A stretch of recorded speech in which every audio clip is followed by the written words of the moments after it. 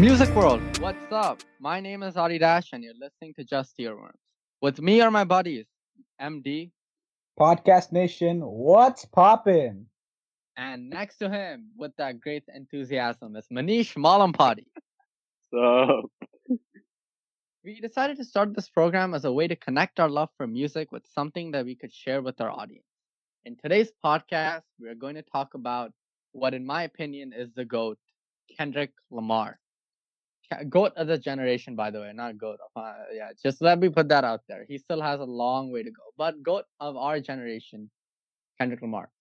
So, Madhav and Manish, what do you think about Kendrick Lamar as a whole, as an artist, and his all the catalog that he has?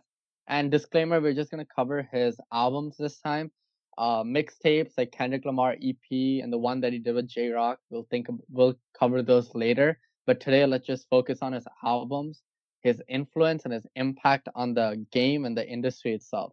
So, Manish and Madhav, first thoughts. Well, to me, Kendrick Lamar isn't my favorite artist. That's logic for me. But Kendrick Lamar is definitely the best in the game. And whether it be his um, great production, his great alliteration, or even his influence on the game and society as a whole, his vision and his lyrics are incredible. And I mean, he's California's very own. So I love Kendrick and his music's amazing. It's always fun to listen to him, whether it be from his beginning album and mixtape all the way to Damn and the Black Panther soundtrack. I enjoy all of his music. What about you, Manish? yeah, like going along those lines, I think like it's good. Like yeah, he has great production and all that, but I think something I really like about Kendrick is that he can put out like all these like bangers and like he can put out a hype banger and like a chill like song, but then and do everything that mainstream music can offer, but still not sacrifice like good bars and like complicated rap styles that Yeah. like hip hop fans would like. And I think that's what that's like a big part of what makes him special. And like Madhav said, like he has a really good vision when it comes to like putting together a studio album. Like you take a look at all four of his albums, 62 songs, and you'd be hard pressed to find like you'd need serious evidence to call a song on those albums like really bad. Like you can make a case for every one of those songs being amazing, which I Yeah. think is like insane.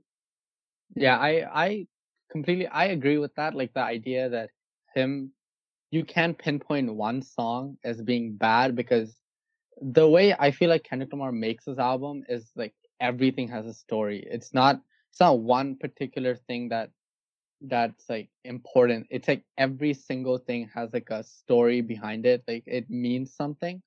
So for Kendrick Lamar, and just to address this, French Montana said that he could go hits for hit with Kendrick Lamar. Hell no, get out of the way, French. No way on earth you're doing that.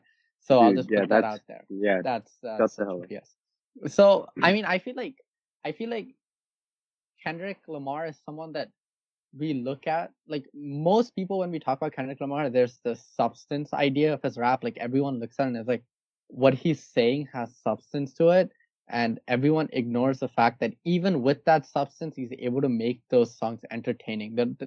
Like there are some artists who have a lot of substance, but their flow or their way or their style of rapping isn't too catchy for the normal audience. But Kendrick Lamar is one of the few artists, I think, aside from J. Cole or maybe like a Jay-Z, who can really talk about something important and still make it sound good for the audience. And that I feel like is the art of Kendrick Lamar. So like when you look at Kendrick Lamar's discography, the ones that he released on mainstream music channels such as Apple Music and Spotify, the first album that he ended up releasing, or this is technically a mixtape according to him, is Section 80.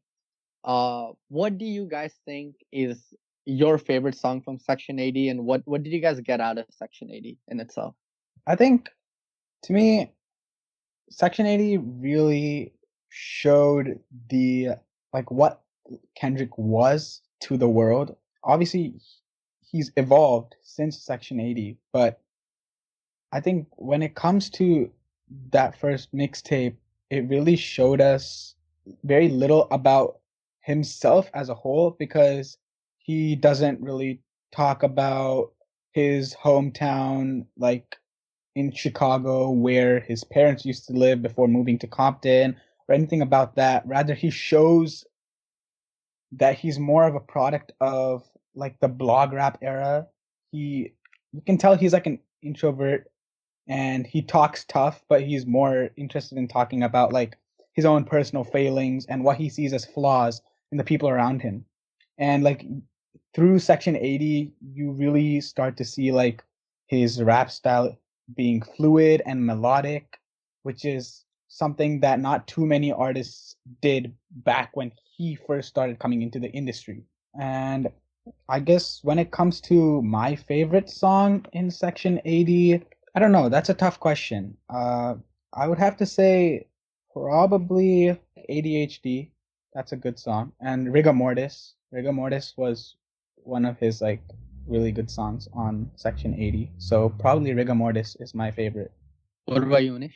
Yeah, I think for me, like it's not like an official like studio, like it's not an official album, but I think like for me, like since he had like a studio like budget, like it really showed like what Kendrick can like produce with that kind of like budget, right? Because like all the Yeah. production on this album is like I think it's a lot better than like what his mixtape showed, and like he really shined on that all the production. So yeah, from here on out, you could tell like Kendrick wasn't like he wasn't a joke, and like yeah, I guess that's my 2 cents. And I think one of my favorite songs would have to be like Rigor Mortis, Poe Man's Dreams, and like Pull Up. Yeah, Yeah, I think he, Uh, what Manish yeah. said was 100% correct about like Kendrick's work ethic. And I think something that a lot of people don't know is that in like school, Kendrick Lamar was a straight A student. So he always put the grind in, whether it be at school, whether it be with music, maintaining his family and whatnot. Like he's always grinding to his utmost. And it makes sense. Like it's not surprising to the level of success that Kendrick Lamar has come to now, even with however many limited resources he had coming into the industry. Yeah, I feel like I completely agree with that. Like, it just like if you listen to Kendrick Lamar EP, which was released in 2009, um, Kendrick Lamar really focuses on the idea of him coming up. Like one of the songs I really remember from that EP was "Wanna Be Heard," and that song was it had this bar where he's just joking around how his dad thinks he doesn't want it enough because he's patient with it.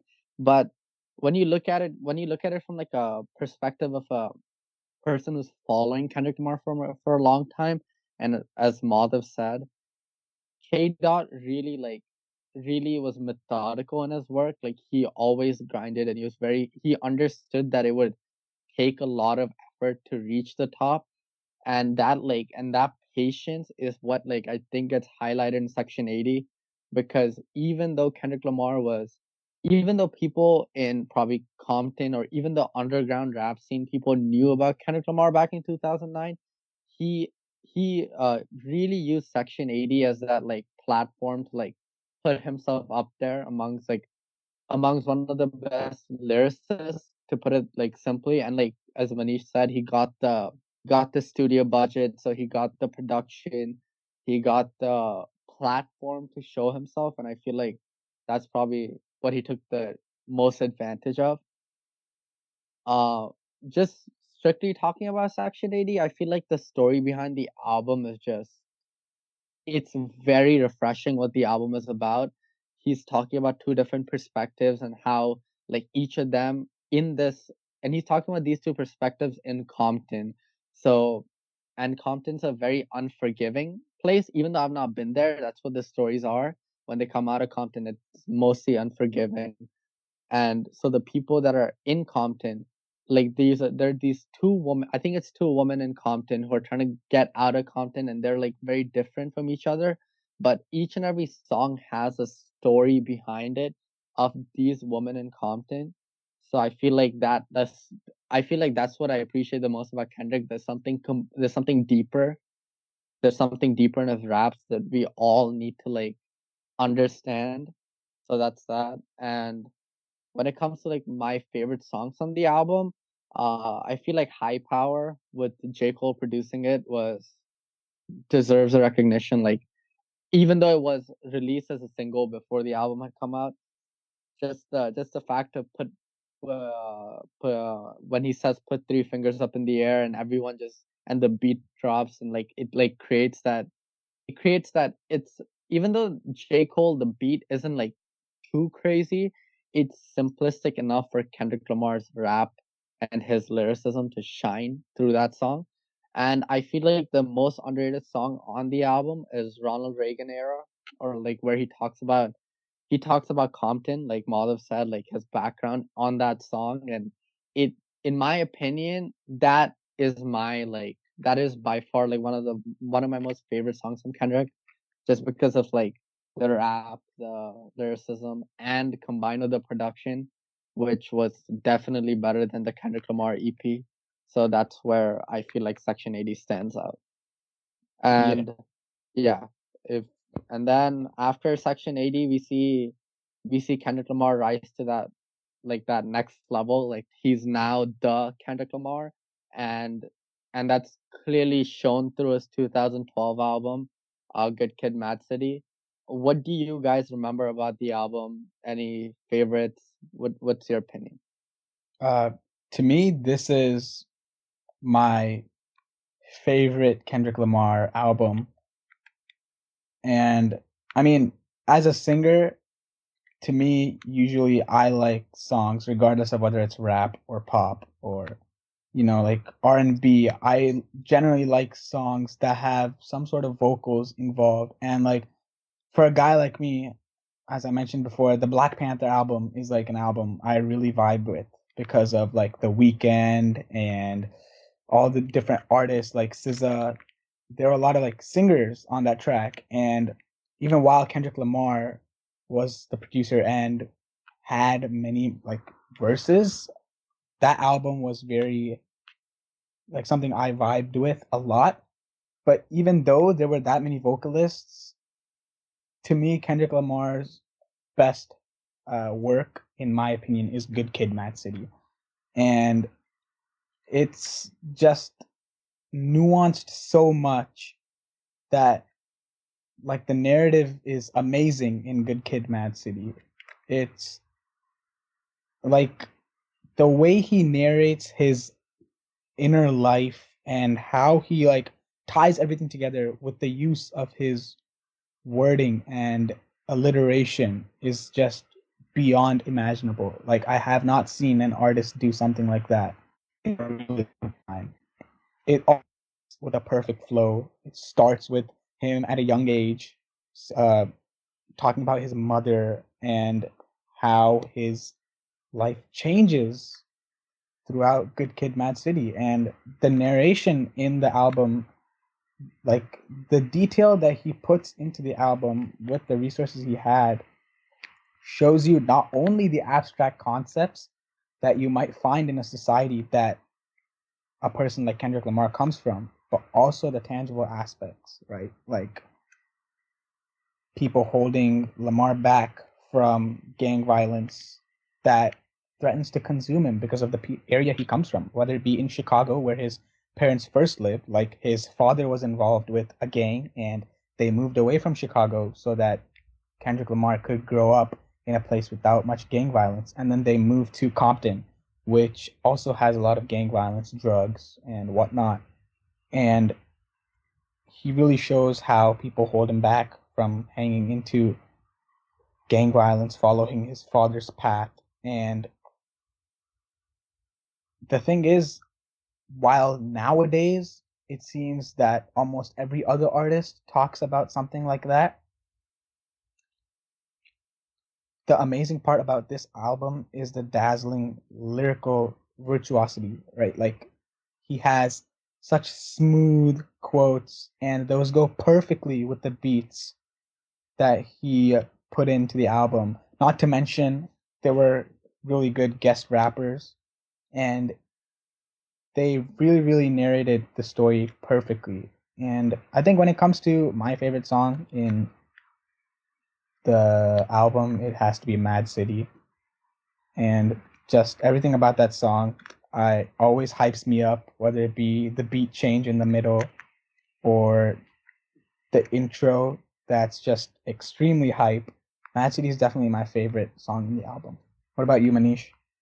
Yeah, I mean, yeah, I think GKMC is like my favorite Kendrick album too, and like obviously you already touched on a lot of points, but I'm just gonna keep it short. Like I think Kendrick, like this is basically, in my opinion, like Section 80, but like on a whole nother level. Like it's like shorter, obviously. Like the deluxe version has more tracks, but like if you look at the regular version, only has 12 tracks, but every single one hits just as hard as the next. Like the production on this is somehow top Section 80s because obviously he was trying to go for something big for his debut.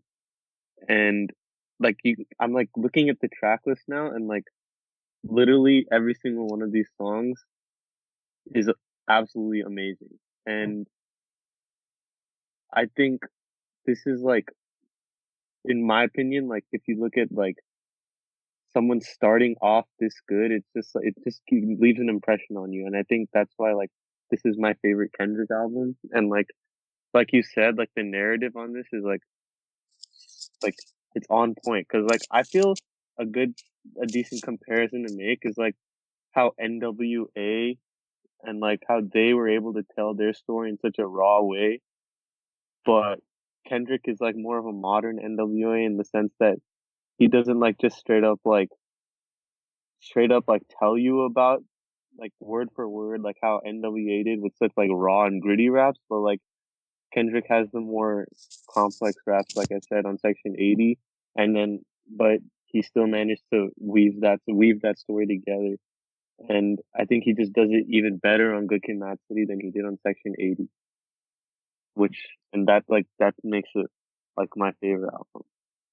Manish, what do you think? Like, it's like, imagine this. I know you love Logic, and the young Logic was really into boom bap and that style of beats. Do you think a young Kendrick would fit on that? Like, what's your opinion? Like boom bap, Yeah, just a boom bap as your production, and then you put young Kendrick on it.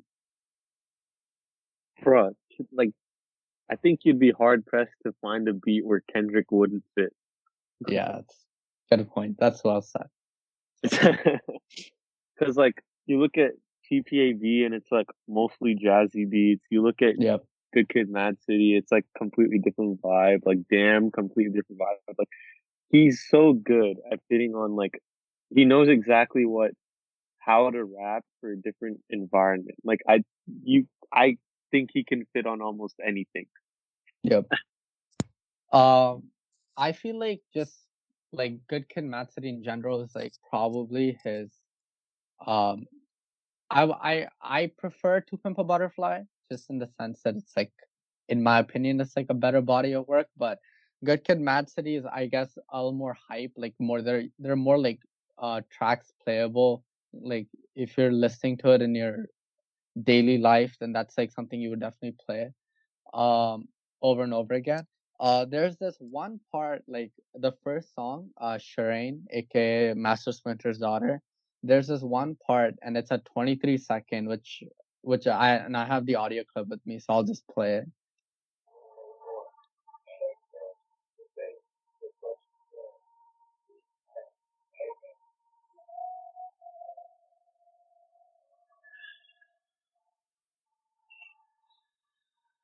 So like that, like when you heard that audio clip, the last half of that audio clip, when it goes into that weird funky like background sound, it this sound keeps reoccurring throughout the entire album, and that is the sound that Kendrick Lamar puts in to show that Shireen, he's talking about Shireen, and Shireen is his love interest throughout this album. So when you look at each and every song, there are like parts where so most of the songs do have that like that thing on that like background, the weird background kind of thing, and that's his way of going back to Shireen.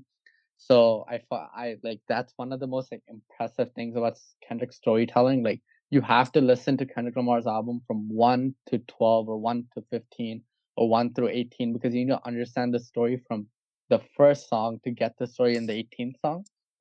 So that was like that's something that blew my mind. And then and then as Manish talked about like him connecting Section 80 to Good Kid, Mad City, when he talks about "Sing About Me, I'm Dying of Thirst," there's the middle after the first part in the chorus, the second part of the album mentions Section 80 and talks about the story behind Section 80 and someone accusing Kendrick, and that's something like deep down inside, the fact that he could connect two albums where he's talking about completely different things is mind-boggling, but they make sense in like the grand scheme of things. So that was like really intense, and I found that very cool for Kendrick. As as Mother said, Mad City is probably the song that everyone loves. I feel like Money Trees and Poetic Justice is like two songs that are equally good, and Drake and J Rock do their thing on both the songs.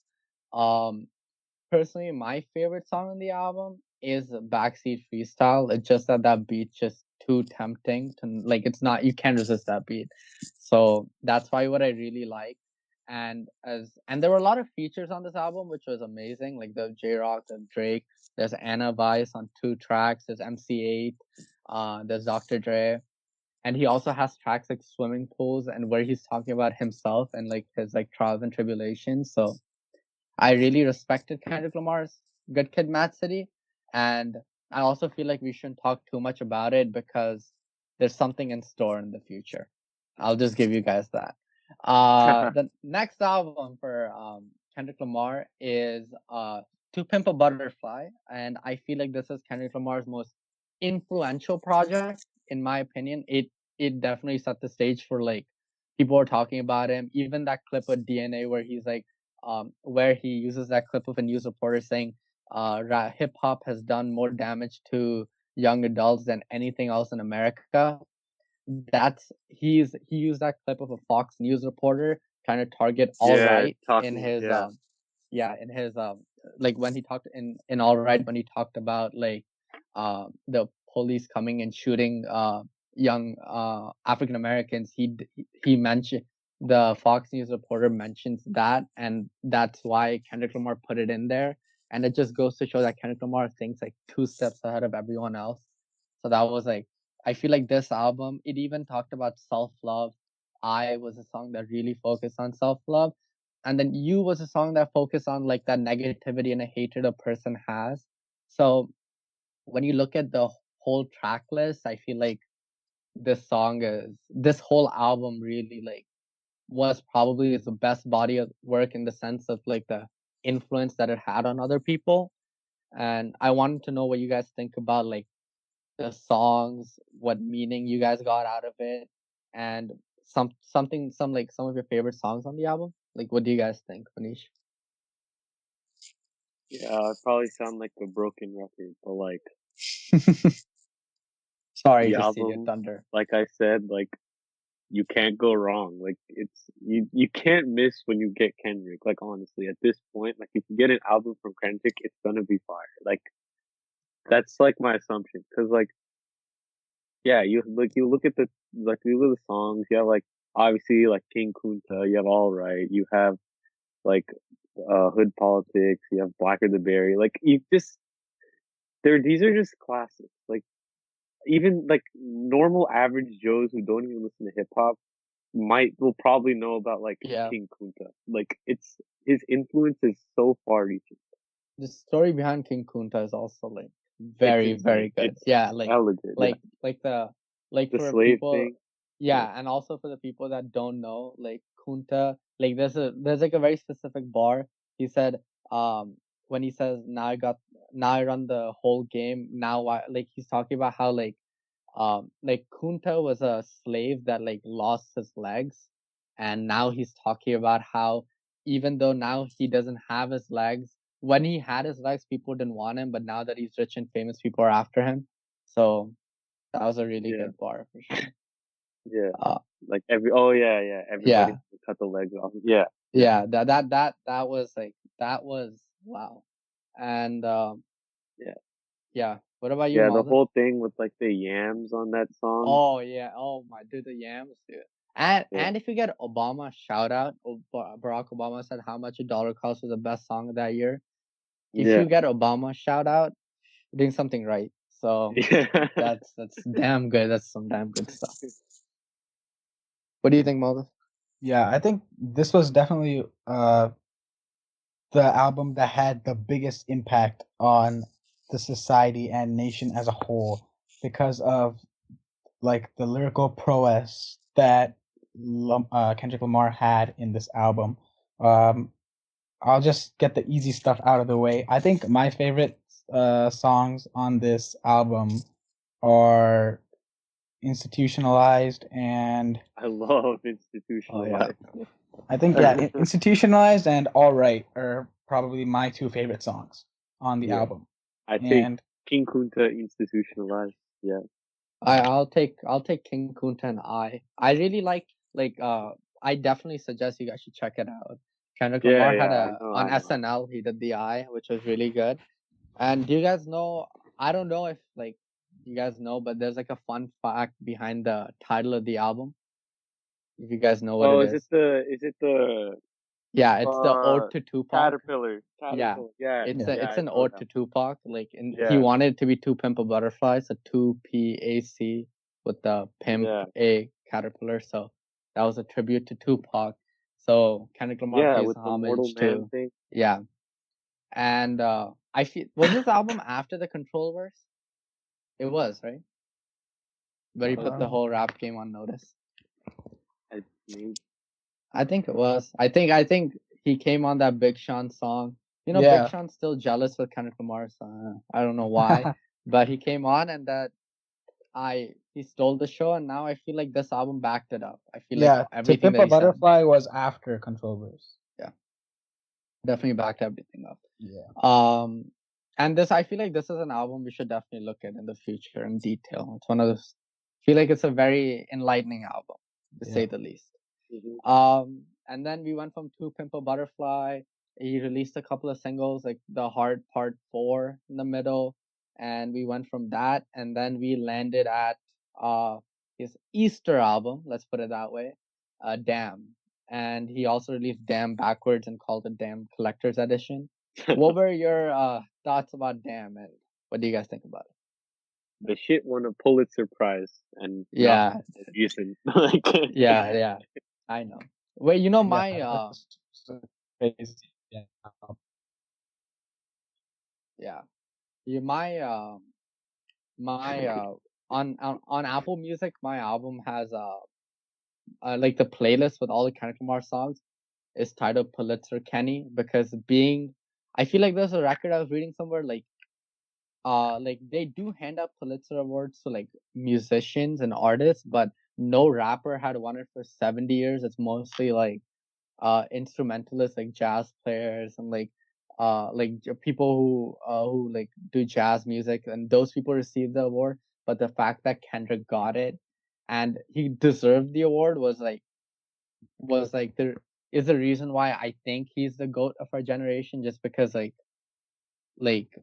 this dude just did something that no one has ever done for the last 70 years. Not Jay-Z, not Eminem, not Tupac, not Biggie. No one has done it. And he does it with authority. Like, he deserved it. So I feel like that album was it's really good. mhm. Your Yeah. favorite songs on the album? uh, besides like humble DNA, all that stuff. Um, say Element. Yeah, I like Element. Yeah has a good. I really like Yeah, even though some people don't. Like, I feel like the song is good. It's a really nice song. It's Yeah. it's Kendrick. Yeah. But no, but people think it's like too mainstream. Like, one complaint, like a lot of people were complaining that this was Kendrick Lamar's, like, being way too mainstream, because there's a lot of songs here. Like, you have Love, you have Element, you have you had DNA, you had Blood, you had Loyalty, you had all these songs which are really mainstream, and people are like, is Kendrick Lamar going towards a mainstream sound? But upon hearing news of his new album, which is going to involve a lot of rock elements, you realize that this is just a phase that Kendrick Lamar decided to take. But yeah, this was a complaint on his album. What do you think about him, Madhav? Do you like the song God? Do you feel like that? Do you listen to that song when you want to feel good about yourself? I feel like that's a perfect song. I think the album as a whole, when it when it came to what critiques were saying about him kind of coming more mainstream, I would disagree because from the beginning, Kendrick Lamar has been really good at showing his roots and like his influences, especially in like the whole jazz area. Like all his albums have that jazz core in the music that he makes, and Damn continues to do that. Like the club ready bravado in Damn is really obvious that he hasn't really diverted from what has been influencing him to make music and the different tastes of music that he combines to make what is his own type of music.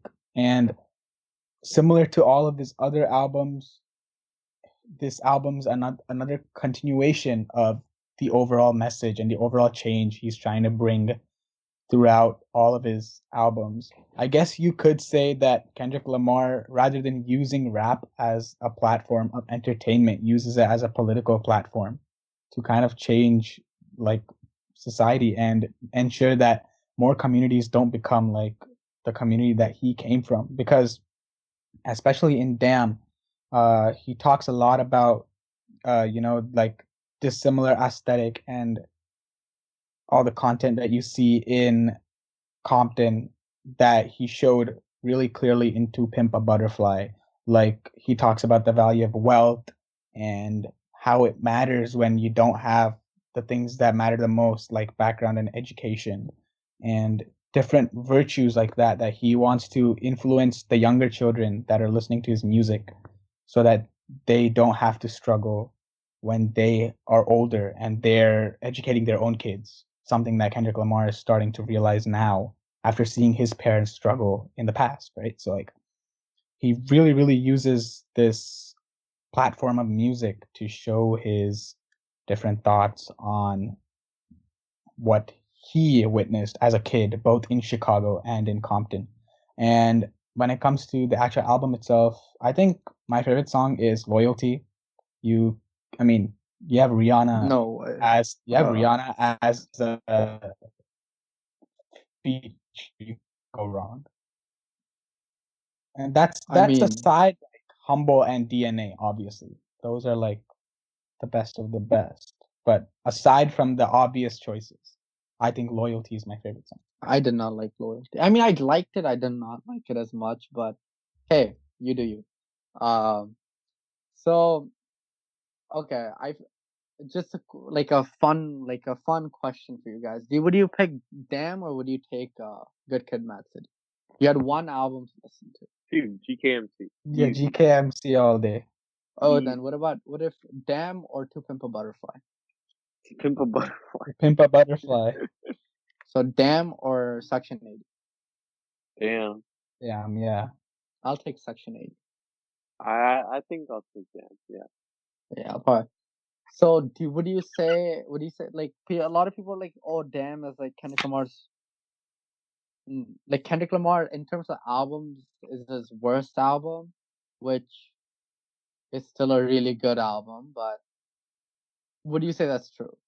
I I think mean, it's just unfair because he's just put out so much damn good Yeah, work. yeah.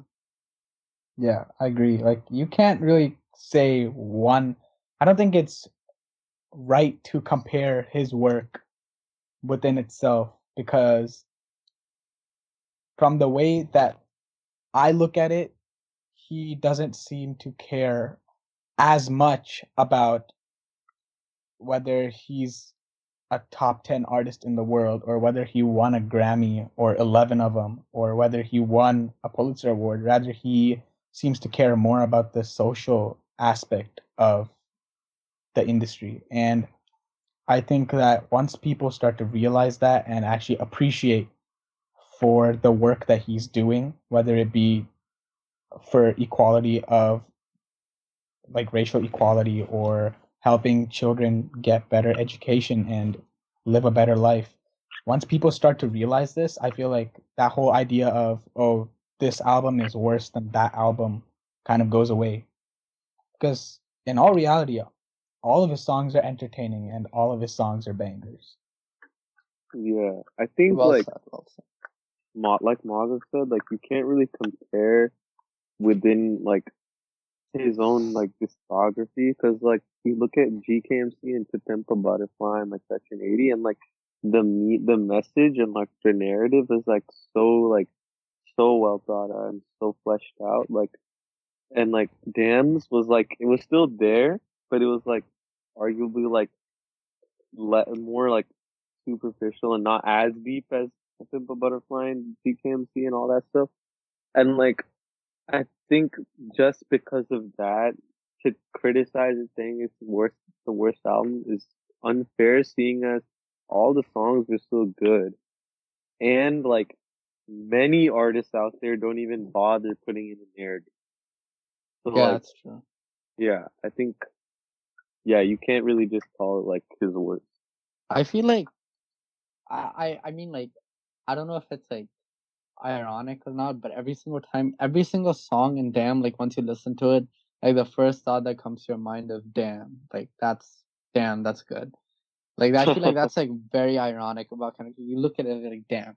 But I mean, like a lot of time, I feel like a lot of people just need to understand like like I feel like Damn did have like a religious element to it, like in terms of its meaning and the fact that there are 14 songs on the album, and each song represents like one day in one day. Like there are 14 days of work. Like I don't know that much about Christianity. I'm sorry if I say something wrong, but it's 14 songs on the album, and every song represents a day from April 1st to April 14th in that year, and it's every song's just talking about like one like element of like that day. Let's just put it like that.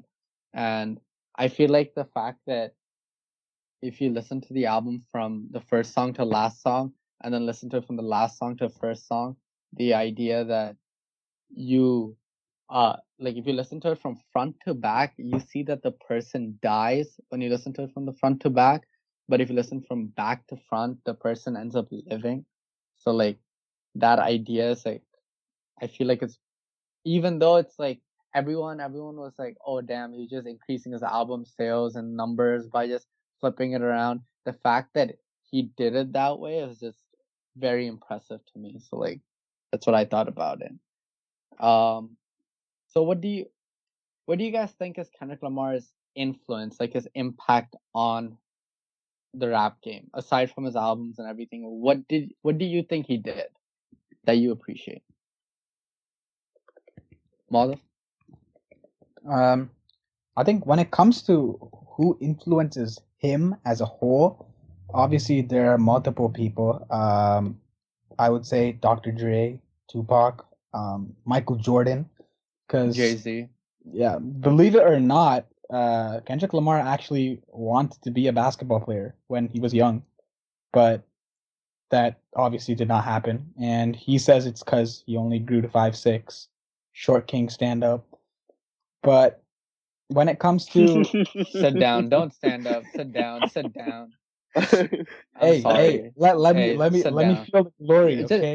just because Madhav's like 5'5", you cannot sit down. Mm-mm. I don't gotta expose me like that. Poor guy, leave him alone, leave him alone. Hey, I Hey, can but say the same about you, Audie. No, wait. But look at it this way though. Madhav's 5'5". He's a damn good shooter for a guy who's 5'5".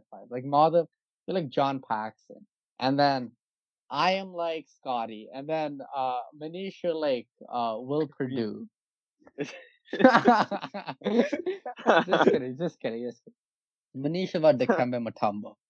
Yeah, best Uh, shot blocker in the game. You already know it. yeah, in the Kennedy game, no one has seen Manish. No one has seen. Nobody has seen anything like Manish. Yes, On the sir. Kennedy tournament, Kennedy tournaments, the Kennedy courts, he dominates them. the Kennedy Street. Anyways, back to K. Dot himself. Um, his impact on society has been big. Like as Adi said, I mean, if you got a shout out from Mr. Obama himself, you're you're doing something Obama, right. You're doing something right, and clearly Kendrick's done a lot right.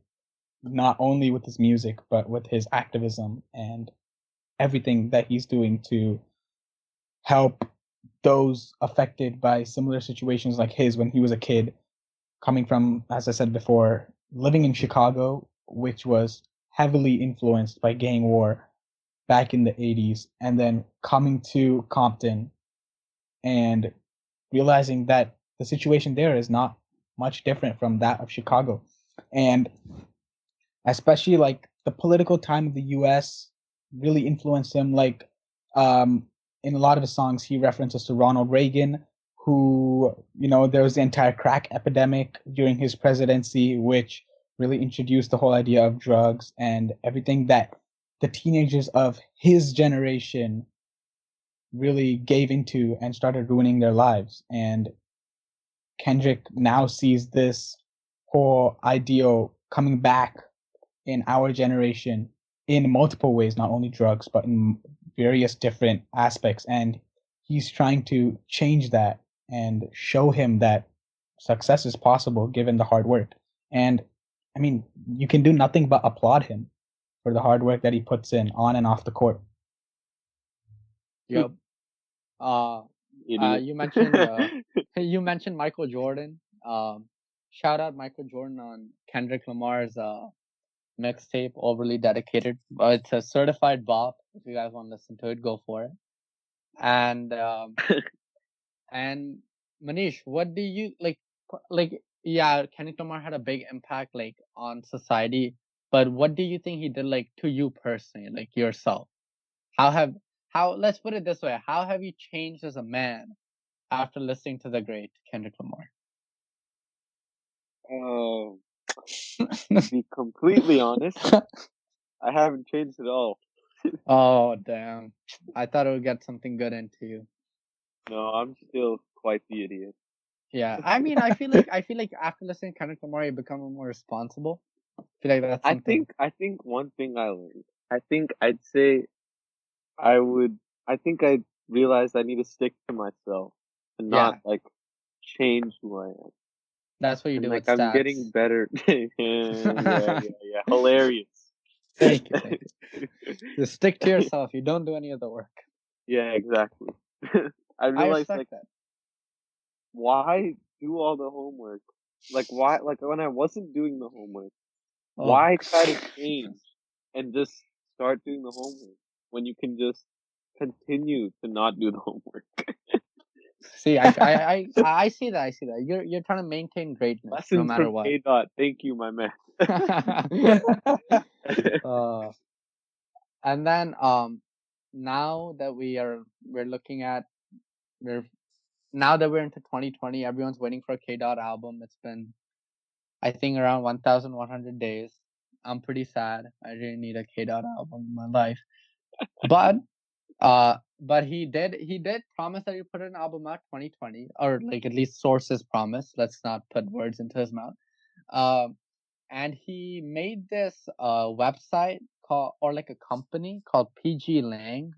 I don't know if I'm pronouncing it the way he wants me to, but PG Lang is a company which Dave Free, a freaking collaborator with Kenneth Lamar, said is cultivating raw expression from grassroots partnerships, and it's for people who are selfless and want to create more.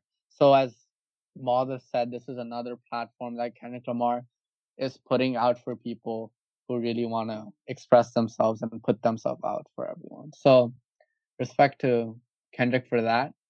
And then I was thinking, if you guys don't mind, we should listen to the beat switch on Mad City on the pod. Just one, just for the memories of that beat switch, which Dude, in my that beat opinion is heat. It's amazing. it's beautiful. Alright, let me get that. You know what's an underrated production thing? I love the strings at the end of "Bitch Don't Kill My Vibe." Oh yeah. Yeah. Yep. Dude, that will get you in your feels. Poetic Justice, in my opinion, is also has a really smooth flow. And as a Drake singing fan, Mother, what do you think about that song? I mean, I don't think much of it. I just listen and vibe. Well, that was a great answer, Mother. And with that, I pulled out the beat switch. So are you guys ready for it? 20 seconds. Right.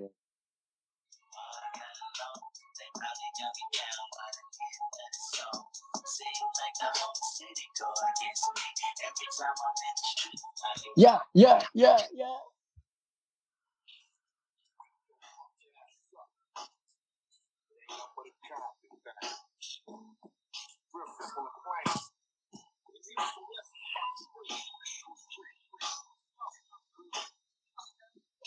All right, now we're gonna avoid copyright. So I feel like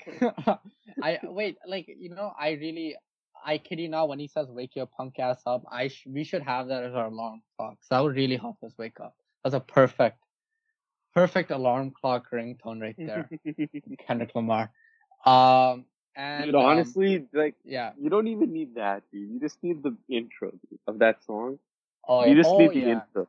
If Yep. Pirates and Crips all got along, and you'll wake up instantly. Wait, and I feel like oh wait, actually no, never mind. We are talking about the album later, so we'll just leave this out. So thank you guys for listening, and the next podcast is gonna be a little something special. We'll count this as a bonus podcast. We're going to talk about the new project that Drake just dropped, and after that we have 4 straight podcasts with special guests. So we're really looking forward to that. And something bonus in store. So keep a lookout for that. And until next time, Don't go forget for to it. comment and subscribe. And with that, well, let's just wrap it up there. And until next time on Just Earworms, peace.